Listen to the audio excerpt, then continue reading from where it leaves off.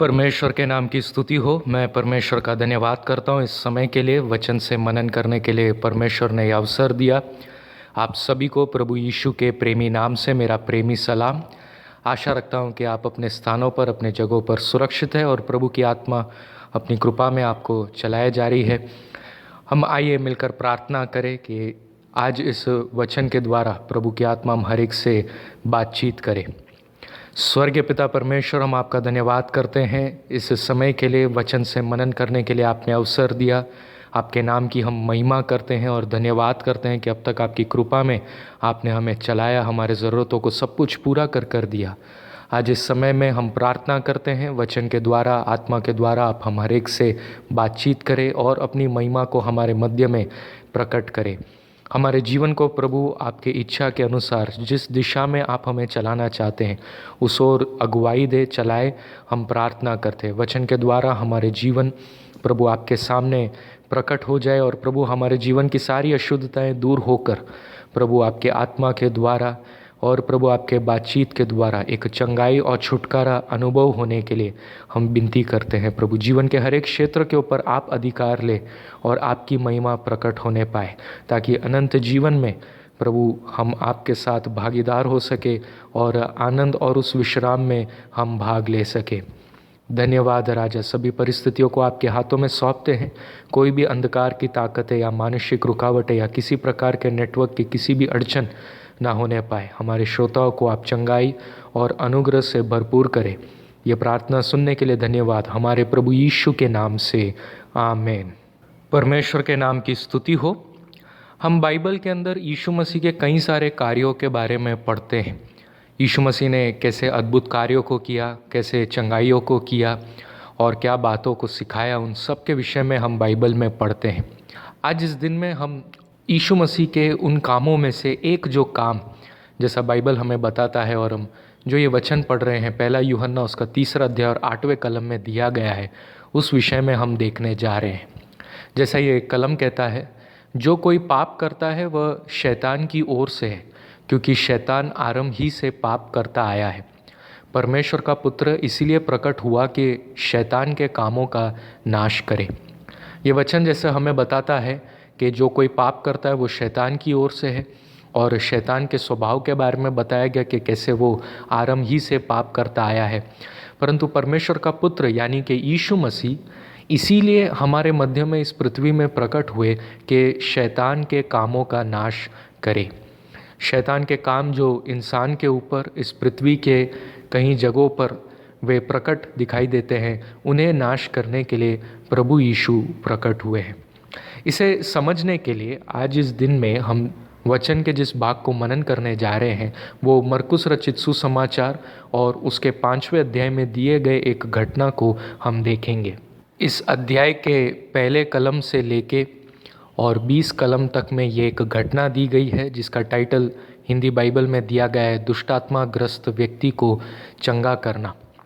यदि आपके पास बाइबल की कॉपी है, आप उसमें से इसे पढ़ सकते हैं और इस पूरे घटना की जानकारी आप प्राप्त कर सकते हैं। यदि आपके पास बाइबल की कॉपी नहीं तो आप गूगल पर हिंदी बाइबल सर्च कर सकते हैं और उसके अंदर मरकुस रचित सुसमाचार उसके 5वें अध्याय और 1 से 20 कलम में इस घटना को आप पढ़ सकते हैं। इस घटना के अंदर हम देखते हैं कि यीशु मसीह एक देश में आते हैं और एक व्यक्ति जो दुष्टात्मा से बाधित है, तकलीफ़ में है, उसके ऊपर दुष्टात्मा ने अधिकार लिया है, वो यीशु के सामने आता है और यीशु मसीह उसे छुटकारा दिलाते हैं। हम उस एक विषय को यहाँ पर देखते हैं।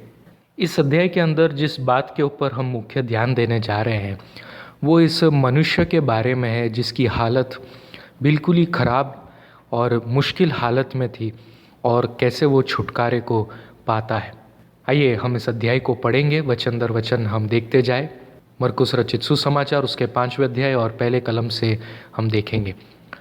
वे झील के पार गेरसिनियों के देश में पहुँचे, यानी कि यीशु मसीह और उनके चेले जो है वे नाव में बैठकर यहाँ पर इस देश के यहाँ पहुँचे। इसके पिछले अध्याय में, 4थे अध्याय के अंदर हम देखते हैं कि कैसे मुश्किल के साथ में वे इस जगह पर पहुँचे हैं, क्योंकि आंधी और तूफान इनके विरोध में खड़ी हुई थी और वे डूबने की हालत में आ चुके थे।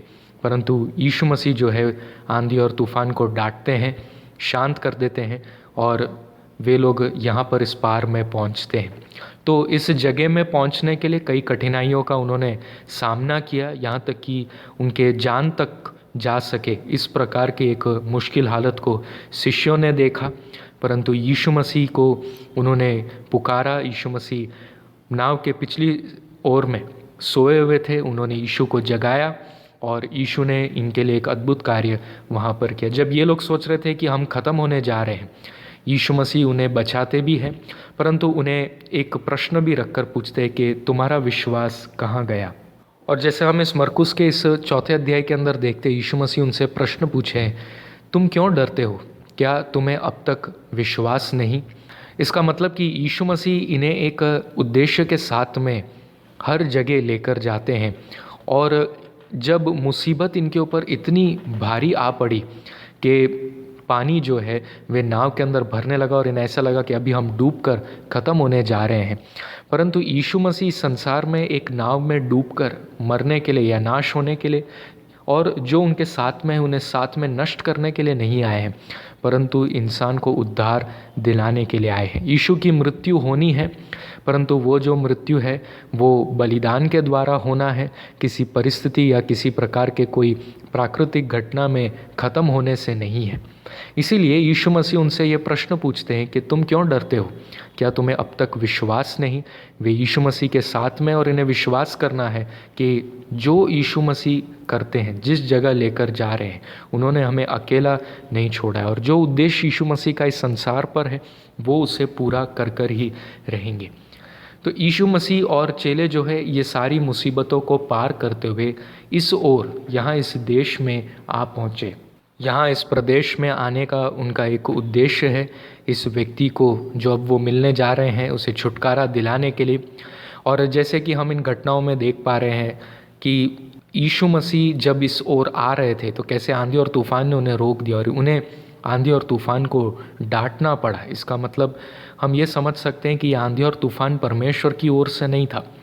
अगर परमेश्वर की ओर से होता तो यीशु को डांटना नहीं पड़ता, परंतु ये अंधकार की ताकतें हैं जो प्रकृति के ऊपर अधिकार लेकर वो यीशु मसीह और चेलों को इस देश की ओर आने से रोकना चाहते थे, क्योंकि यहाँ पर एक बहुत बड़ा चमत्कार होने जा रहा है।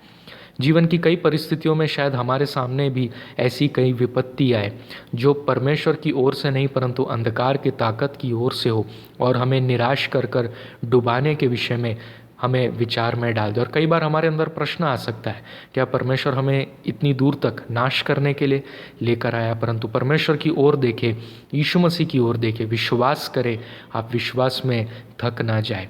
तो जब वे यहाँ पर पहुँचे, अब हम देखते हैं इस 5वें अध्याय के दूसरे कलम से, जब वह नाव पर से उतरा तो तुरंत एक मनुष्य जिसमें अशुद्ध आत्मा थी कब्रों से निकलकर उसे मिला। तो यहाँ पर हम देखते हैं कि जब वे लोग नाव पे से उतर रहे थे और उन्होंने एक मनुष्य को देखा, और इसका विवरण अब इन आगे के कलमों में दिया गया है कि जिसमें अशुद्ध आत्मा थी और वो कब्रों में से निकलकर उन्हें मिलने आया। यानी कि ये व्यक्ति का रहने का जगह कब्र में था। कोई भी नॉर्मल इंसान, एक साधारण व्यक्ति जो है कभी कब्र में रहना नहीं चाहेगा।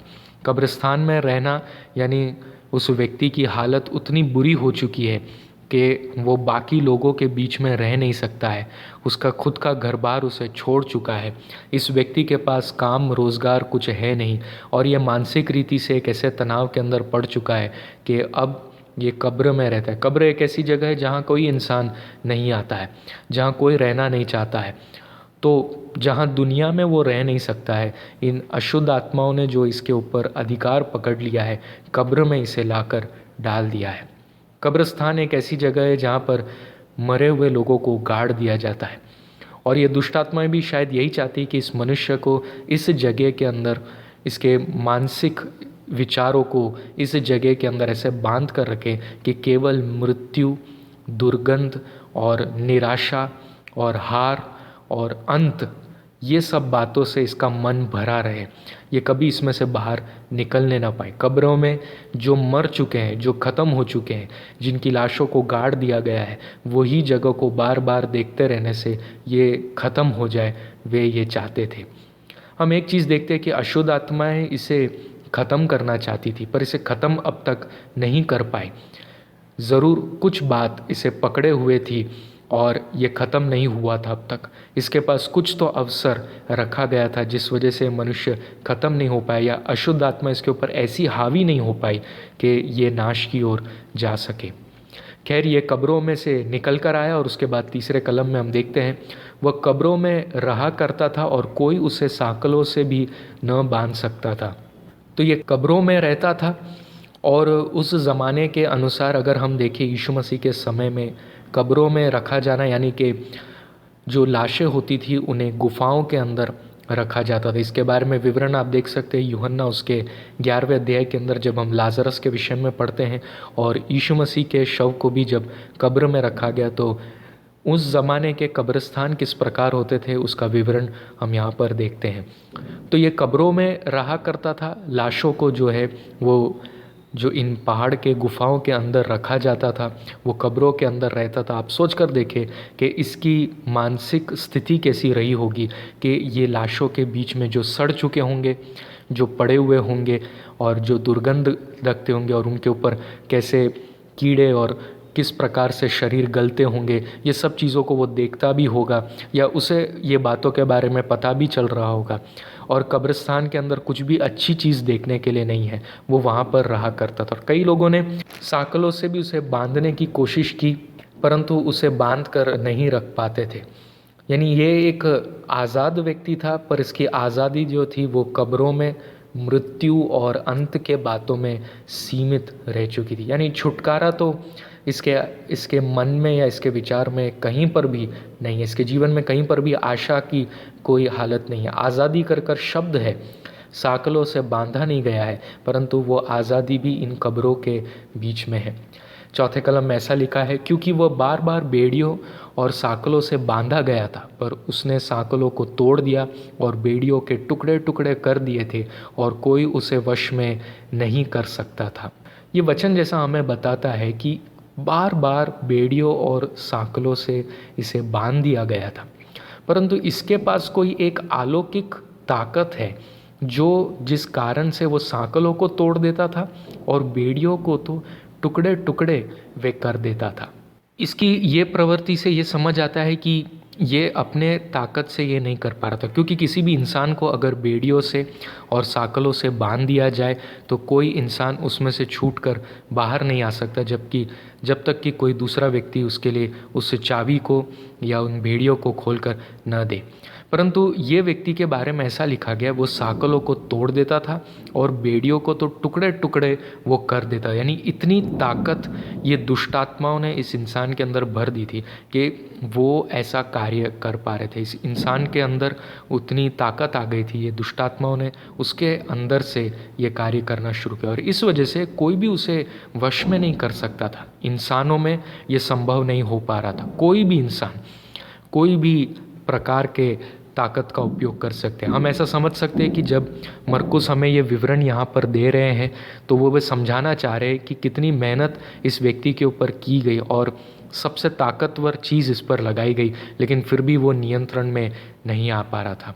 साधारण मनुष्य, नॉर्मल एक इंसान का समाज जो कोशिश करता है ऐसे एक व्यक्ति को जो अपनी मानसिक परिस्थिति में और अपने जीवन में कुछ संतुलन खो चुका है, उसे नियंत्रण में लाने के लिए इंसान की कोई भी ताकत इसके ऊपर ये कार्य नहीं कर पाती थी। हम अगर समझने की कोशिश करें तो हमें इसके बारे में तो नहीं पता है कि ये दुष्ट आत्मा इसके ऊपर कैसे आई है, परंतु कहीं ना कहीं दुष्ट आत्मा को इसके जीवन में प्रवेश करने का अवसर मिला, और जिस भी रीति से अवसर मिला ये दुष्ट आत्माओं ने इतना अधिकार इसके ऊपर ले लिया कि ये मनुष्य बिल्कुल पागलों सा हो गया और वो साधारण लोगों के बीच में रह नहीं पाता था। इसे बहुत बहुत तरीके से सताया जाता था। हम सिर्फ कल्पना कर सकते हैं कि शायद ये व्यक्ति कभी कभी अपने आपे में आता होगा, लेकिन फिर भी ये अपने आप को बचा नहीं सकता और अपने आप को साँकलों में भी बांधता हुआ देख और किसी भी प्रकार से अपनी आँखों को खोलकर वो समझने की भी कोशिश करे तो भी वो कब्रों में और निराशा के बीच में था। और दुष्ट आत्मा इसके ऊपर अधिकार लेती होंगी और इसे सताती रहती होंगी। इसे बस अपने जीवन के पिछले दिनों के पल याद आते होंगे कि कैसे वो अपने लोगों के बीच में रहा करता होगा, और वही दुख इसे सताता रहता होगा कि आज ये कहाँ पर आ गया है। 5वां कलम कहता है, वह लगातार रात दिन कब्रों और पहाड़ों में चिल्लाता और अपने को पत्थरों से घायल करता था। और इस व्यक्ति के बारे में और विवरण दिया गया कि रात हो या दिन हो, कब्रों और पहाड़ों में ये चिल्लाता रहता था। इसका मतलब कभी ये कब्रों में ऐसा घूमता, कभी पहाड़ी क्षेत्रों में घूमता रहता था और चिल्लाता रहता था दिन और रात। लोगों को पता ही रहता होगा इस देश के कि ये व्यक्ति जो है वहाँ पर चिल्लाते जा रहा है, और ये दुष्ट आत्मा इसे ऐसी सताती है। कई बार हम अपने मनुष्य जीवन में भी इसको अनुभव करते कि हम ऐसी एक परिस्थिति में और मानसिक तनाव के बीच में फंस जाते हैं कि हमारी इच्छा होती है कि कहीं दूर किसी जगह में जाकर, कहीं पहाड़ों के बीच में केवल ज़ोर से चिल्लाए और अपने उस मानसिक दबाव को जो है बाहर निकाल सके चिल्लाकर। क्योंकि समाज में लोगों के बीच में बैठकर दबाव और परिस्थितियों के अंदर पिसते जाने से बेहतर है कई बार कहीं बाहर जाकर चिल्लाने के लिए। और इस व्यक्ति को देखिए, ये लगातार इसे करता रहता था, यानी इसको बहुत सताव होती रहती थी। मन में एक दिन एक पल भी इसे शांति नहीं। कई बार ये रोता रहता होगा, चिल्लाता होगा, अपने दुख कहानियों को बोलता रहता होगा और चिल्लाता रहता था कि इसके मानसिक तनाव में इसे कहीं शांति मिले। और इतना कम था कि ये अपने को पत्थरों से घायल करता जाता था। अपने आप से नफरत करना, अपनी परिस्थिति के बारे में दुख उठाना, खुद को मार भी नहीं सकता है, दुष्ट आत्मा इसको ख़त्म भी करना चाहती है, इसके ऊपर ये अधिकार भी लेती है, इसे ये अपने आप को घायल करने की भी कोशिश करता है, और ये दुष्ट आत्मा इसे ऐसी सताती रहती है, वो पत्थरों से अपने आप को ख़त्म करने की कोशिश करता है। कई बार जीवन एक ऐसी हालत में आ जाती है कि हम विचार कर बैठते हैं कि हम ख़त्म हो जाए, हम मर जाए, और हमें शैतान ऐसे विचारों से भरकर हमें नाश करने की कोशिश करता है। फिर भी हम विश्वास करते हैं और हम जान सकते हैं कि एक ऐसी अदृश्य ताकत जो हमसे प्रेम करती है और हमें नाश में जाने देना नहीं चाहती है, जैसे इस मनुष्य को जाने नहीं देना चाहती थी, वैसा प्रेम करने वाला परमेश्वर आज भी हमारा ख्याल रखता है। चाहे मानसिक तनाव कितने भी गहराइयों में जाए, चाहे कितनी ऊंचाइयों पर भी पहुंच जाए, फिर भी एक ताकत है, फिर भी एक परमेश्वर है जो हमारा ध्यान रखना चाहता है और हमें इन दुष्टात्माओं के हाथों में छोड़ देना नहीं चाहता है। जब उद्धार, जब छुटकारा बिल्कुल मुश्किल लगे और आशा जब नज़रों में न दिखाई दे, फिर भी आज इस दिन में हम विश्वास कर सकते हैं परमेश्वर हमसे प्रेम करता है और वो अभी भी हमें बचाना चाहता है। परमेश्वर हमारे पास ज़रूर आएगा। इसके 6ठे कलम में ऐसा दिया गया है, वो यीशु को दूर ही से देखकर दौड़ा और उसे प्रणाम किया। 7वां कलम, और ऊंचे शब्द से चिल्लाकर कहा, हे यीशु परम प्रधान परमेश्वर के पुत्र, मुझे तुझसे क्या काम, मैं तुझे परमेश्वर की शपथ देता हूँ कि मुझे पीड़ा न दे। यीशु मसीह और चेले जब यहाँ पर इस प्रदेश में आ पहुँचे, ये दुष्टात्मा आप ही इस मनुष्य के अंदर कार्य करते हुए दौड़ते हुए यीशु के पास किया है और प्रणाम किया। और वो प्रभु यीशु को वो पहचान गया, वो जान गया कि किस लिए यहाँ पर आया है। जैसा हमने पहले शुरुआत में जो कलम में पढ़ा, यीशु मसीह इसीलिए प्रकट हुए कि शैतान के कामों को नाश करे। और ये दुष्ट आत्माएं पहचान गई कि इनका आज यहाँ पर खात्मा होने जा रहा है। उन्होंने कोशिश की कि यीशु मसीह को यहाँ आने से रोक दे, कोई अच्छी ताकत यहाँ पहुँच ना सके, कोई ये व्यक्ति को छुड़ा ना सके। ऐसी कोशिश करने के बावजूद भी यीशु मसीह यहाँ आ पहुँचे हैं, और वो इसीलिए प्रश्न पूछता है, मुझे तुझसे क्या काम। और वो कोशिश कर रहा है कि यीशु को वो रोक सके कि उसे पीड़ा देने से। क्यों ये दुष्ट आत्मा ने ऐसा कहा? इसके 8वें कलम में ऐसा लिखा गया है, क्योंकि यीशु ने उससे कहा था, हे अशुद्ध आत्मा, इस मनुष्य में से निकल आ। 9, यीशु ने उससे पूछा, तेरा क्या नाम है? उसने यीशु से कहा, मेरा नाम सेना है, क्योंकि हम बहुत हैं। 10, और उसने उससे बहुत विनती की, हमें इस देश से बाहर न भेज। ये एक इजरायली प्रदेश है और यहाँ पर से ये दुष्टात्मा बाहर निकलना नहीं चाहता था और वो विनती करने लगा और वो यीशु के सामने बातचीत कर रहा है कि अपने आप को बचा सके। यानी ये दुष्टात्मा जानता है कि ये गलत कार्य कर रहा था और इस व्यक्ति को काफ़ी समय से उसने पीड़ा में डाल रखा था और इसकी सज़ा अब इसे मिलने जा रही है। जैसा मैंने आपसे शुरुआत में कहा कि इस व्यक्ति के इस मानसिक तनाव के पीछे का कारण हम नहीं जानते हैं कि क्यों इसके जीवन में ये दुख आया। इसके जीवन में कहीं ना कहीं इसने अनुमति दी और बुरी आत्माओं ने इसके अंदर उसके ऊपर अधिकार लेकर उसके जीवन को उथल पुथल कर दिया था। ये व्यक्ति शायद अब पश्चाताप भी कर चुका होगा, कई बार पछताता होगा कि इसके जीवन में इसने क्या गलतियाँ की, और वो चिल्लाता और दुख में जी रहा था और शैतान ने इसे नाश कर कर ख़त्म करने की कोशिश की। लेकिन फिर भी हम देखते हैं यीशु मसीह इस व्यक्ति को बचाने के लिए आया। इस व्यक्ति के जीवन के इतिहास के बारे में नहीं बताया गया है। परमेश्वर कभी भी किसी व्यक्ति के इतिहास को बाहर प्रकट कर कर उसे निंदा हो या वो ख़त्म हो जाए, ऐसे वो होने नहीं देता है। जो दुख और तकलीफ़ आया है, उससे छुटकारा मिला है, उस विषय के बारे में यहाँ पर बताया गया है। हम आगे ऐसा पढ़ते हैं 11वें कलम से, वहाँ पहाड़ पर सुअरों का एक बड़ा झुंड चर रहा था। 12, उन्होंने उससे विनती करके कहा, हमें उन सुअरों में भेज दे कि हम उनके भीतर जाएं। 13, अतः उसने उन्हें आज्ञा दी और अशुद्ध आत्मा निकलकर सुअरों के भीतर बैठ गई और झुंड जो कोई 2000 का था कड़ाड़े पर से झपट कर झील में जा पड़ा और डूब मरा। हम देखते हैं कि मरकुस हमें इसके बारे में विवरण देते कि उस पहाड़ के वहाँ पर सुअरों का एक बड़ा झुंड चर रहा था। सुअर जो है एक अशुद्ध प्राणी, ऐसा इजरायलियों के मध्य में गिना जाता था क्योंकि मूसा के नियम में ऐसा दिया गया था। फिर भी हम देखते हैं कि इजरायली लोग जो है सुअरों को चराने के लिए, यानी इनका बिजनेस वे यहाँ पर करते थे और ऐसे एक अशुद्ध प्राणी का यहाँ पर व्यापार करते थे। और इसीलिए इन दुष्टात्माओं ने जो है विनती की कि हमें उन सुअरों के झुंड में भीतर जाने के लिए अनुमति दी जाए। जो भी ये दुष्टात्मा करना चाहते थे, बिन अनुमति के ये कुछ कर नहीं सकते थे और उन्हें अनुमति तब प्राप्त होती थी जब वहाँ पर उन्हें अधिकार लेने का हक वहाँ पर मिलता था। इस देश के अंदर लोगों ने जो है सुअरों को चरने की अनुमति दी थी और ऐसे एक अनुमति देने के कारण दुष्टात्मा को भी अधिकार मिला वहाँ पर हक लेने के लिए। हम एक बात यहाँ से सीख सकते हैं, अशुद्धता को अगर हम अपने जीवन में जगह देंगे तो बुरे आत्माएं जो है हमारे ऊपर अधिकार ले सकती है। आप ज़रा इसके बारे में कल्पना कर कर देखें कि आप अपने घर के अंदर अगर गंदगी को रहने देंगे तो उसके ऊपर सड़ाहट, दुर्गंध, कीड़े मकोड़े, बाहर से मक्खियाँ उड़कर आना, उसके ऊपर वे अधिकार लेना शुरू करेंगे। चाहे आप कितने भी उन्हें भगाने की कोशिश करें, परंतु जब तक गंदगी अंदर रहेगी तब तक जो है बुरी चीज़ें उसके ऊपर बार बार अधिकार लेते रहेंगे।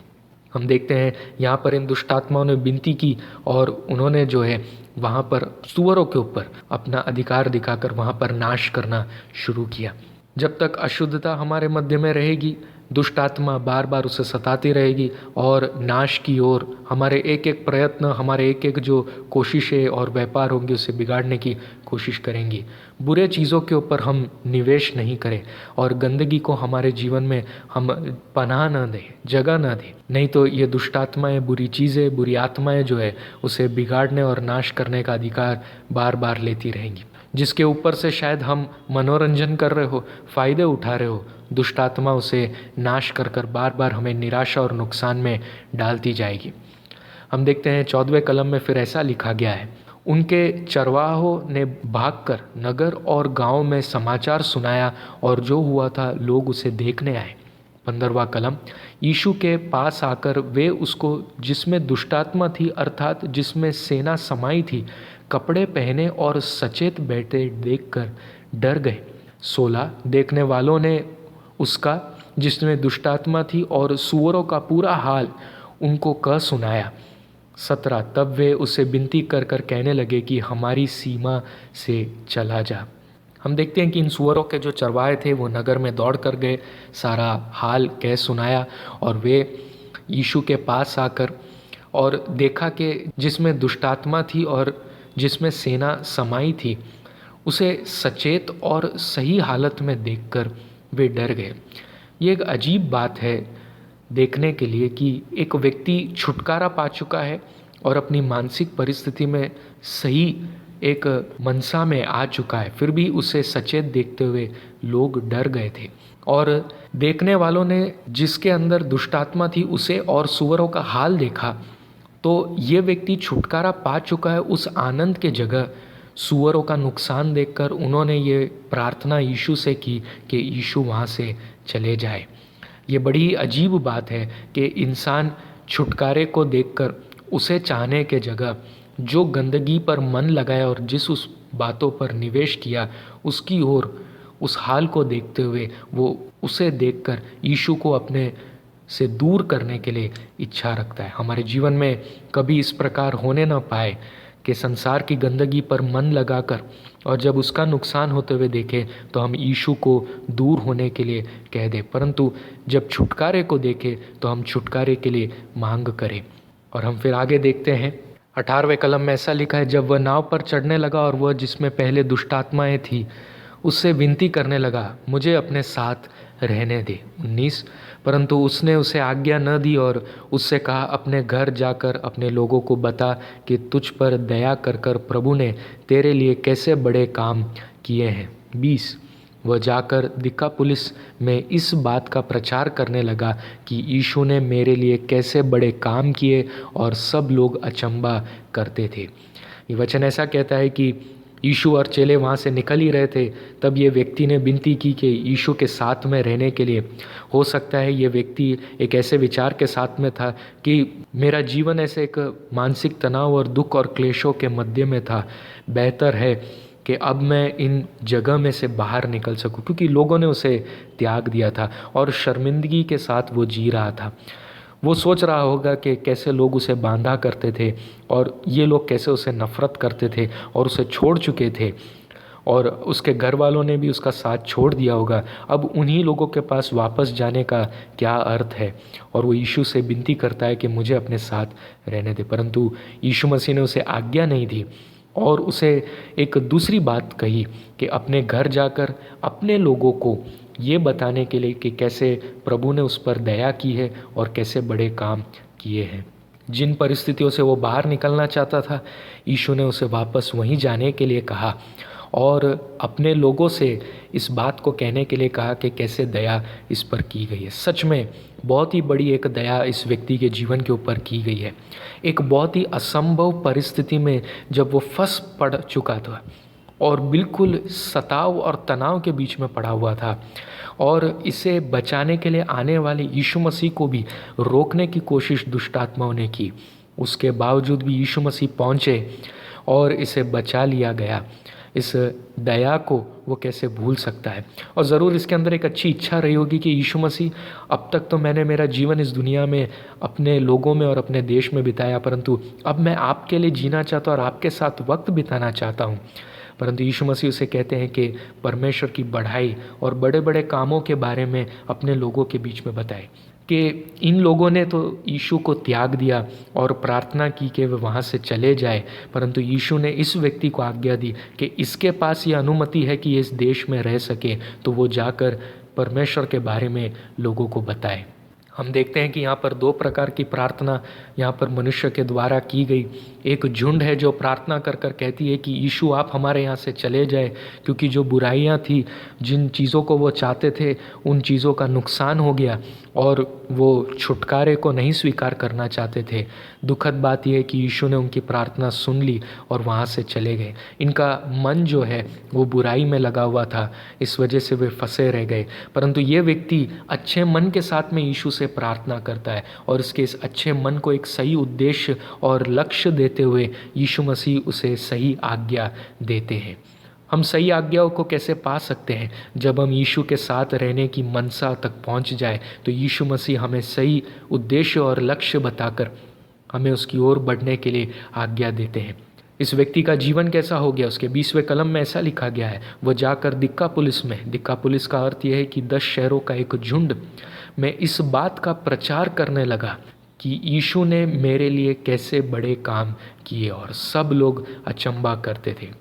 इस व्यक्ति का जीवन, जैसा हमने ऊपर पढ़ा, कैसे नुकसान में और मानसिक तनाव में एक टूटे हुए हालत में पड़ा हुआ था, लेकिन यीशु मसीह ने उसे बचा लिया और वो यीशु के बड़े कामों के बारे में कहने लगा और सब लोग अचंभा करने लगे। वो जो अब एक अचंभा था पहले, परंतु बुरी बातों के लिए, अब इसकी गवाही के द्वारा एक सही महिमा और परमेश्वर के नाम को प्रकट करने के द्वारा एक अनुग्रह जो इसके जीवन में इसने पाया है, लोग इसकी गवाही को सुनकर अचंभा करने लगे।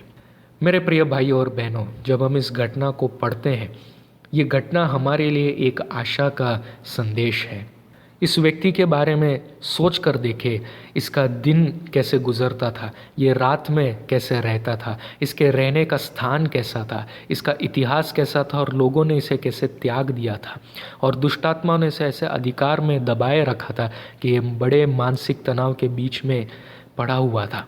कई बार पछताया होगा, कई बार अपने सही मन के साथ में इसने सोचा होगा कि अपने घर में लौट कर जाऊं, और कई बार इसके अंदर से दुष्टात्माओं ने इसको सताना शायद कम कर दिया हो और अपने घर में भी लौटने के बारे में एक नॉर्मल जीवन जीने की इच्छा के साथ में लौट कर भी आया हो।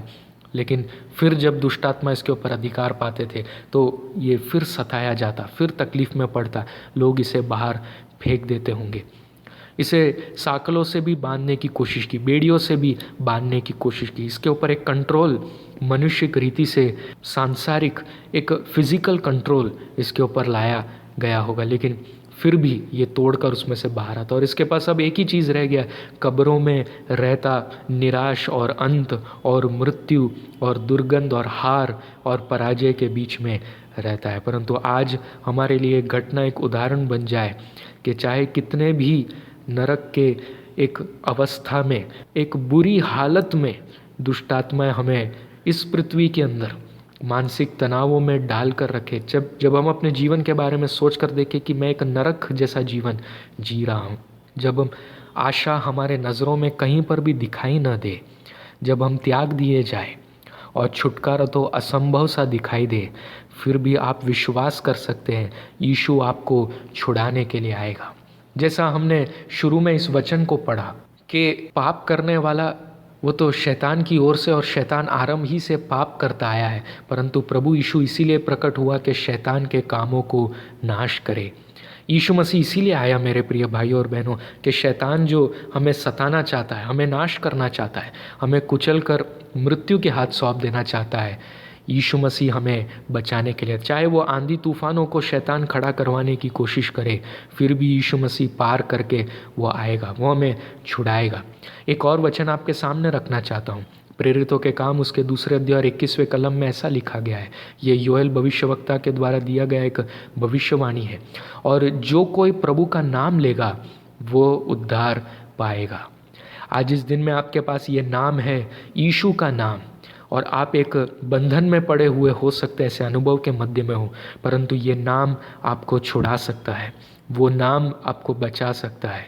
यीशु इसीलिए ही आया है, वो उसका उद्देश्य है और वो उसको पूरा करना चाहता है। आप किसी मानसिक तनाव और बंधनों के बीच में हैं, मैं नहीं जानता हूँ कि आपके ऊपर किस प्रकार का सताव किस कारण से आया होगा, वो सब कुछ प्रभु जानता है, वो सब कुछ परमेश्वर देख रहा है। काफ़ी समय कई कोशिशों को आपने भी की और कई लोगों ने भी शायद आपको किसी नियंत्रण के अंदर दबाने की कोशिश की। कई बार आपके हृदय टूटे हुए हालत में हो सकता है, समाज और लोगों के बीच में शायद आप मुस्कुराते हैं, लेकिन अंदर ही अंदर आप टूट चुके हैं, आपका हृदय बिल्कुल टूट चुका है। लोगों के मध्य में आप नॉर्मल रहने की कोशिश करते हैं, लेकिन मानसिक तनाव कई बार आपको इतना निराश कर देता है, आपको तोड़ देता है। कई बार आप क्रोधित हो जाते हैं, कई बार आप चिल्ला उठते हैं, कई बार आप किसी के साथ झगड़ा कर बैठते हैं, कई बार आपका मन जो है इतना चुप सा रहता है, दूसरों से नफरत कर बैठते हैं। और आप जब अपने जीवन में अकेलेपन में होते हैं और आप सोचते हैं कि मैं एक ऐसा व्यक्ति बनना नहीं चाहता, ऐसा एक जीवन जीना नहीं चाहता, आपने कई कोशिशों को की, लोगों ने भी आपको कई प्रकार के सांसारिक रीति के एक अनुशासन में दबाने की कोशिश की, लेकिन कहीं पर भी छुटकारा नहीं। रोते रहना, आंसू बहाना, दुख उठाना, क्लेश में पड़े रहना, दुष्टात्माएं दबाव डालती जा रही और कहीं आशा नहीं है। परंतु मैं आज आपसे कहना चाहता हूँ, ये वचन, ये घटना आज आपके लिए एक आशा बन जाए। आप ख़त्म नहीं हुए हैं, आप टूट नहीं गए हैं, आपके लिए प्रभु ने रास्ता रखा है। अगर आपको ख़त्म हो जाना होता तो आप कब के ख़त्म हो गए होते और आप कब के नाश होकर इस पृथ्वी में से अलग हो चुके होते। लेकिन आज आपके पास आशा है। ये संदेश आप तक इसीलिए पहुंचा है कि प्रभु यीशु का नाम आपको मिल जाए और आप उसके नाम को पुकारे, वो आंधी तूफानों को भी पार कर कर आप तक पहुंच पाएगा, जो कोई व्यक्ति शायद आप तक नहीं पहुंच पाया। कोई व्यक्ति आपके मन की परिस्थिति को नहीं समझ पाया, लेकिन यीशु आपको समझ सकता है। यीशु आपकी मदद कर सकता है। जब दुनिया आपको ठुकरा चुकी है और दुनिया जब यीशु के विरोध में खड़ी है, उसके मध्य में भी यीशु आपकी मदद कर सकता है। उसकी ओर पुकारे, जैसा ये प्रेरितों के पुस्तक में जो कलम हमने पढ़ा है, जो कोई प्रभु का नाम लेगा वो उद्धार पाएगा। मैं और एक वचन आपके सामने रखना चाहता हूँ। रोमियो की पत्री उसके 10वें अध्याय और 9, 10 और 11 में ऐसा लिखा गया है, 9 में कलम, कि यदि तू अपने मुंह से यीशु को प्रभु जानकर अंगीकार करे और अपने मन से विश्वास करे कि परमेश्वर ने उसे मरे हुओं में से जिलाया, तो तू निश्चय उद्धार पाएगा।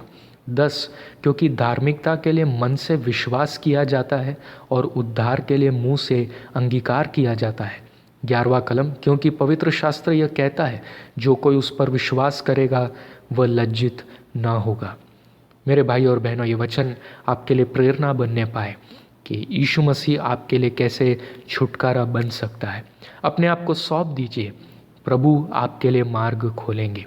आशा रखता हूँ कि इन वचनों के द्वारा प्रभु की आत्मा आपसे बातचीत कर रही है, आपके अंदर एक बदलाव को लेकर आई है और आपको सामने का रास्ता दिखा रही है, किसे चुनना है और किस प्रकार आगे बढ़ना है। प्रभु यीशु को चुने और आगे बढ़े और अपने जीवन में छुटकारे को अनुभव करें। आइए हम प्रार्थना करें। स्वर्गीय पिता परमेश्वर, हम आपका धन्यवाद करते इस समय के लिए, आपके वचनों को प्रकट करने के द्वारा जो आपने हमारे जीवन के लिए एक मार्ग आपने हमें बताया है।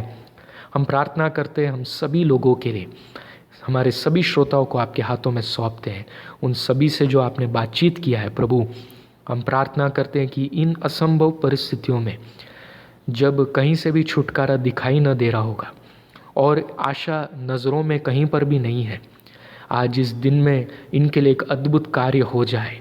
दुष्ट आत्मा ने जो अधिकार लेकर इनको मानसिक तनाव में दबाए रखा और एक दबाव के अंदर फंसा कर रखा, कहीं पर भी छुटकारा या उत्तर नहीं है, कहीं पर भी जवाब नहीं है, कहीं पर भी आशा नहीं है, ऐसी हालत में इन्हें घसीट लिया और मृत्यु और हार और पराजय और एक निराशा की हालत में दबा के रखा। आज इस दिन में हम प्रार्थना करते हैं, यीशु के नाम से अंधकार के वो बंधने सब टूट जाए, बीमारियां निकल जाए और हम छुटकारे की घोषणा करते हैं। हालेलुया। प्रभु जी, मनुष्य के दबाव के कारण, समाज और लोगों के दबाव के कारण एक प्रकार के मानसिक तनाव में फंसे हुए हालत में थे, उन सब में से प्रभु छुटकारा पाए और एक सही साधारण जीवन वे जी सके परमेश्वर। और प्रभु आपके नाम की महिमा को प्रकट करे कि जैसे इस व्यक्ति ने जिसके बारे में हमने घटना में पढ़ा, उसने किया, इस प्रकार ये व्यक्ति जीवन उपयोगित हो जाए।